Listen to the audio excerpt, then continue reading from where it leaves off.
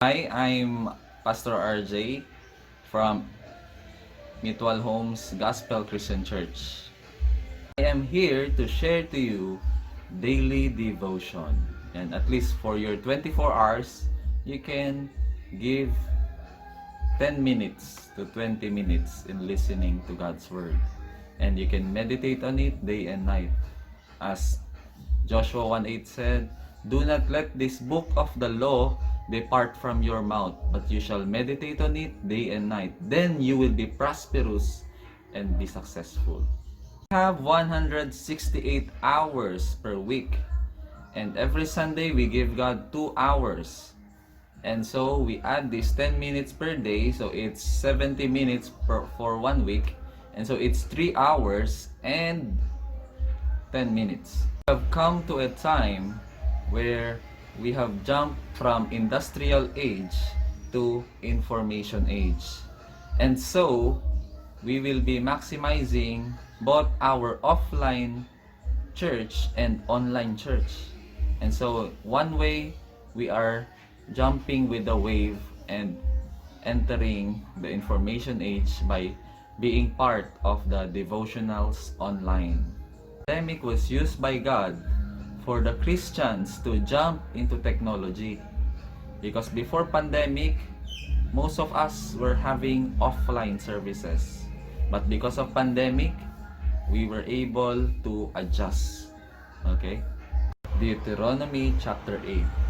Be careful to follow every command I am giving you today, so that you may live and increase and may enter and possess the land the Lord promised on oath to your ancestors.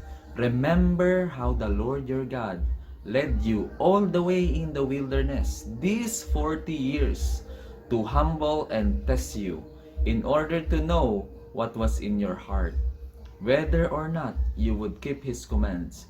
He humbled you, causing you to hunger, and then feeding you with manna, which neither you nor your ancestors had known, to teach you that man does not live on bread alone, but on every word that comes from the mouth of the Lord.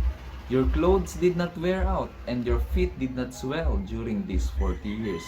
Know then in your heart that as a man disciplines his son, so the Lord your God disciplines you.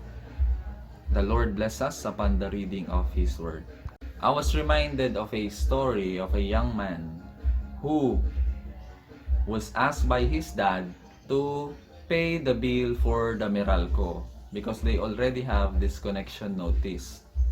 Okay, so this young man went to town to pay, but on his way, he saw a raffle. There's a raffle for brand new car.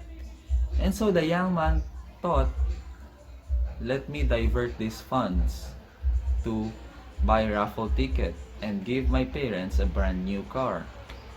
And so he did. He spent all the money to buy ticket to have the chance to win a brand new car.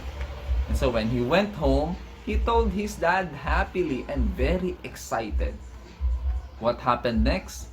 His dad punched him, kicked him, and all other stuff. In Tagalog, binugbog po siya ng tatay niya for disappointment. So his dad was so angry and scolded him and kicked him in the butt. So what happened next? The next day, he was crying and crying and crying. And so the next day, when he opened the door, they were shocked to see a brand new car in front of their homes. They were so happy. But when his dad went out and see the brand new car, his dad punched him again, kicked him again, and spanked him again. And he was crying again. What happened? Because the brand new car was the car of the Meralco, who will be cutting their electricity. Okay? So, that's what happened. So, our topic is in Deuteronomy 8, which reminds us of obedience to God. Okay? So, we are entering now a new chapter in our life. We are entering a new year. And we have experienced so much stress. Some went crazy. Some were under depression. And others were victorious. But most of the people all over the world were suffering. Okay? And so, here am I telling you a message that those things were God's way in humbling us before we enter our promised land. You see, some of us were hungry. Some of us were not able to eat.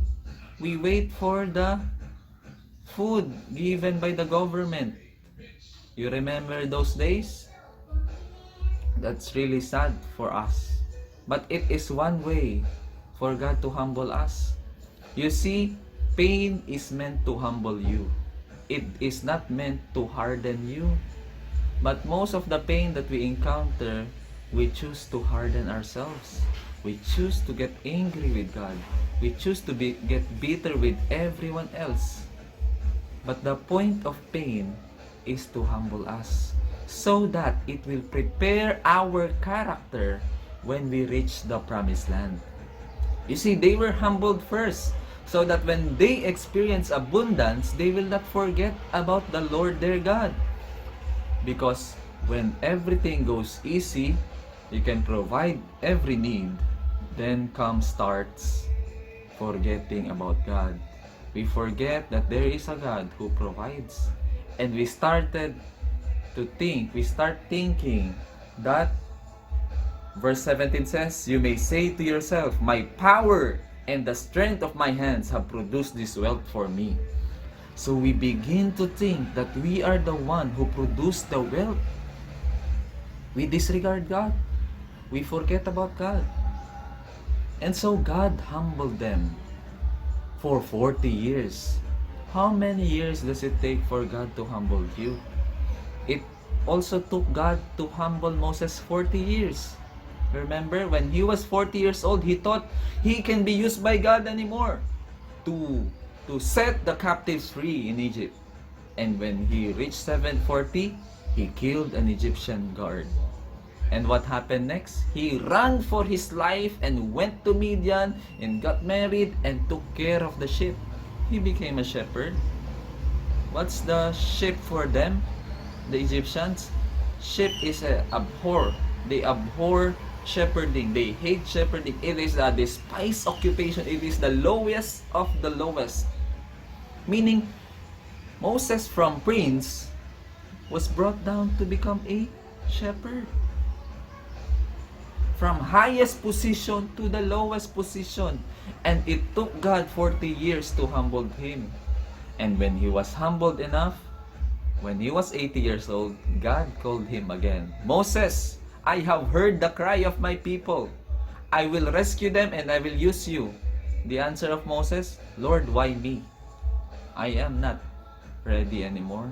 You should have called me 40 years ago when I was eloquent, when I was good, when my knees are strong. Why are you calling me now?" It's a sign of humility already. When you think that you are not qualified, then you are qualified. But when you think so much of yourself that you think God will use me, I am intelligent, I am wise, I have strength, I am brilliant, I have connections, I have everything that God can use me so that I can prosper the ministry, then you are not qualified. Just like Moses. So God always used pain, humbling experience to humble us. Because once you entertain pride, it's the number one sin that caused the angel to become a devil. So God humbles his children so that when the blessing comes, they will be ready. You see, blessing without character corrupts. Money without character corrupts. Position without character corrupts. You see, I have seen so many people went to the top but was dragged, was destroyed by their character. You have established your house, your family, and then you are the one also ruining it. Your fatal flaw, your weakness, destroyed everything that you have. So now, the word for us this morning is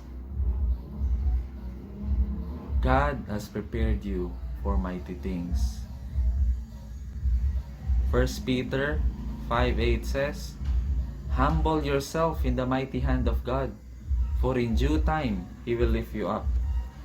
Okay, humble yourself in the mighty hand. It is a mighty hand. And if you fight back, you will be ruined. You will be destroyed. Okay? So if you think that you can resist that humbling hand of God, if 1 Peter 5:6, "Humble yourself therefore under God's mighty hand, that He may lift you up in due time." Did you get it? Humble yourself in the mighty hand of God, for in due time, the same hand that humbled you will lift you up. So in the times of pandemic that we lost everything, God has prepared our character. God was humbling us. Do not put your worth in your wealth, because if your wealth is gone, so is your worth. Do not put your worth on your intelligence, because if it's not working, then you lose your worth already. Just like Elon Musk said, do not think that when you put something in a stock market and the stocks went to 200%, you think of yourself 200% better, wiser. Because tomorrow, if it goes down negative 200%, so goes your intelligence. And you think, oh, I am less than 200% wiser. I am a fool. Okay? So the message for us, God allows us to experience humbling experiences to humble us. God allows us to experience hunger, pain, to humble us. God allows us to experience helplessness, so that when God helps us, we will acknowledge that it is He who made us produce righteous wealth. The Lord bless us. The Lord bless you. The Lord bless your day. The Lord bless you and cause His face to shine upon you. The Lord bless the works of your hand. If you are working, may God give you wisdom and knowledge in your work. If you are studying, the Lord bless you with diligence in doing hard work in the studies. If you are a full-time mom, the Lord bless you with wisdom to take care of your children and provide for your family. If you are a dad, the Lord bless you with strength that God will renew it every day to serve your family. For the businessman, the Lord bless you and prosper your business. May it grows bigger this 2021. May God enlarge your storehouse so that you can save more for the coming famine. The Lord bless you and bless you. For those who are entrepreneurs, the Lord bless you with more clients. The Lord provides for you. And for the children who cannot do anything but to trust their parents, the Lord bless you to provide for your daily needs. Thank you for listening. The Lord bless us all. If you want to support this ministry, the Mutual Homes Gospel Christian Church Ministry, you can give your offering or donation to the GCash number that we will be providing. It is for the expansion of God's kingdom and for the development of the ministry, that we can reach more people and we can help more people in the poverty line to provide for their food. The Lord bless us all, and thank you for your generous heart. If God touched your heart to give, any amount will do. We appreciate it. And if you want to give, kindly send your receipt in this page as well. You can record it. Okay? The Lord bless you more, and may God's face shine upon you. The Lord bless us all. Hello, if you are looking for church, feel free to join us. And if you are near Mutual Homes, Soldier Seals, then you are very welcome. We are excited to see you in person, and we would love to get to know you more and your family. So, message us and we can give you the details. All the best. Have a blessed day ahead.